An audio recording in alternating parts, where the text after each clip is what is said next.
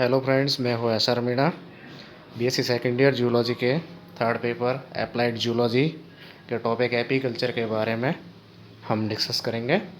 सबसे पहले friends, apiculture की परिभाषा और डेफिनेशन के बारे में थोड़ा अध्ययन करते हैं। तो apiculture is the practice of beekeeping as well as the manufacturing of honey and bee bags.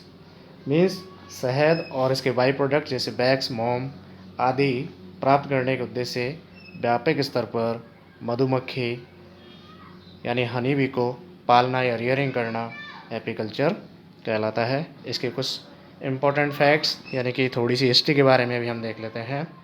सबसे पहले लॉन्गस्ट्रोथ में 1851 में हनी बी के जो स्पीसीज होते हैं यानी कि जहाँ ये पाई जाती है, उन मधुमक्खियों के स्थान की पहचान सबसे पहले लॉन्गस्ट्रोथ ने की थी।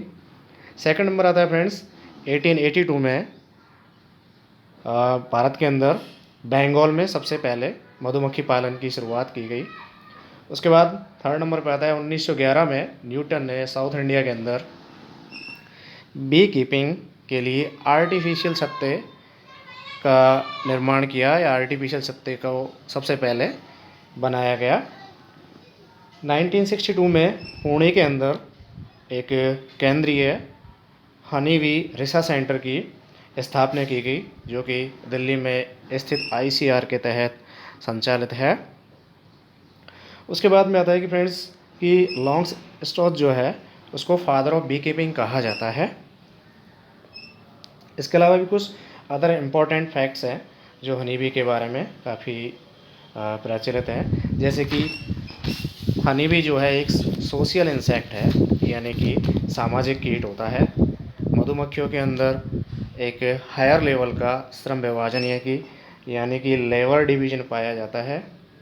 इंसेक्ट्स यानी कि हनी बी इंसेक्ट के अंदर पॉलीमॉर्फिज्म यानी कि बहुरूपता भी पाई जाती है। हनी बी के अंदर लैंग्वेज यानी कि एक कम्युनिकेट करने के लिए लैंग्वेज होती है, जिसके द्वारा ये अदर जो छत्ते के अंदर इनके जो मेंबर्स होते हैं उनको कम्युनिकेट करने के लिए या इन्फॉर्मेशन देने के लिए एक लैंग्वेज यूज करते हैं।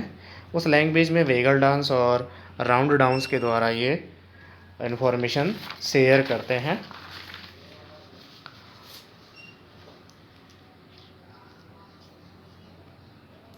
फ्रेंड्स, अब आता है कि मधुमक्खी की जातियाँ कौन कौन सी है यानी कि स्पीसीज ऑफ हनी बी।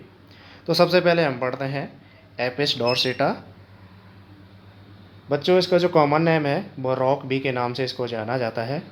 दूसरी बात, इसको सारंग या डंगास या बॉम्ब्रा भी कहते हैं।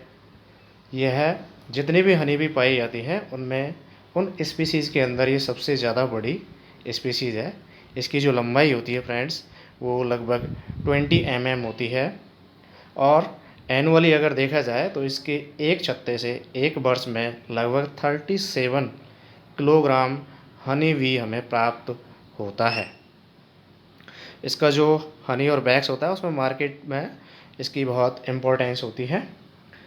सेकंड नंबर पे आता है बच्चों एपिस सेरेना या एपिस इंडिका। बच्चों, इसका जो कॉमन नेम होता है उसको हम इंडियन वीवी कहते हैं। इसकी ख़ास बात यह है कि ये जंगलों और मैदानी भागों में रहना ज़्यादा पसंद करती है।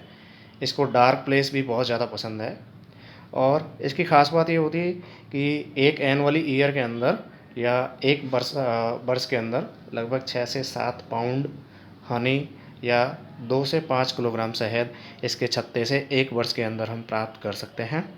दूसरी बात ये होती है कि ये जो एपिस डॉर्सेटा होती है उसकी तुलना में थोड़ी छोटी होती है, और लगभग 350 से 1000 अंडे देने की ये क्षमता रखती है एक हनी बी।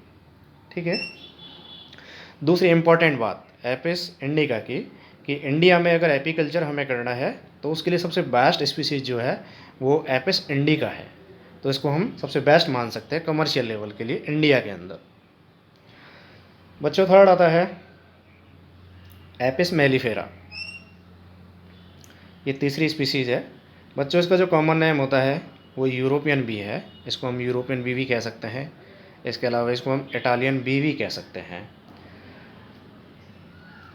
इसके बारे में इस मेलिफेरा स्पीसीज़ के बारे में 1963 में डॉक्टर एएस अटवाल ने इसको सबसे पहले पहचाना और पहली बार पंजाब एग्रीकल्चर यूनिवर्सिटी में इसको इंट्रोड्यूस किया। उसने बताया कि इस प्रकार की एपिस मेलिफेरा स्पीसीज़ है जो हनी बी की स्पीसीज़ और पाई जाती है। इसके छत्ते से एक एनुअल या एक वार्षिक ईयर में 45 से लेकर के 180 किलोग्राम शहद प्राप्त किया जा सकता है। दूसरी बात इसकी ये होती है कि यह एक बहुत ही डरपोक स्वभाव की होती है। और अगला पॉइंट ये है कि डरपोक स्वभाव तो इसका है ही है, इसको इजी गोइंग हम पाल सकते हैं। उसके अलावा कि कमर्शियल लेवल पर अगर हमें हनी प्रोडक्शन के पर्पज़ से कोई हनी भी चाहिए, स्पीसीज चाहिए, तो वो है एपिस मेलिफेरा, यानी कि सबसे बेस्ट हनी भी इसको मान सकते हैं कमर्शियल पर्पज़ से। एनुअली मैं बता ही चुका हूँ, ये लगभग 45 से लेकर के 180 किलोग्राम हनी प्रोड्यूस करती है। 4th नंबर आता है बच्चों स्पीसीज का एपिस फ्लोरिया, इसको हम लिटिल वी कहते हैं, इसका कॉमन नेम है ये। इसकी भी कई विशेषताएं हैं, जैसे ये मैदानी भागों में विशेषताएं पाई जाती है, इसकी खास बात है ये। और इसका जो हाइव यानी छत्ता होता है बहुत ही छोटे आकार का होता है। और दूसरी बेस्ट इम्पॉर्टेंट यानी कि बहुत ही अच्छी बात इसकी, ये कभी डंक नहीं मारती है, काटने का इसका कोई सवाल नहीं है, डंक नहीं मारेगी आपको ये।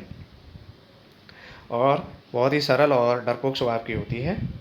बच्चों इसका जो हाइव होता है उससे हम एनुअली 0.5 से लेकर के 1 किलोग्राम हनी एक ईयर के अंदर हम प्राप्त कर सकते हैं।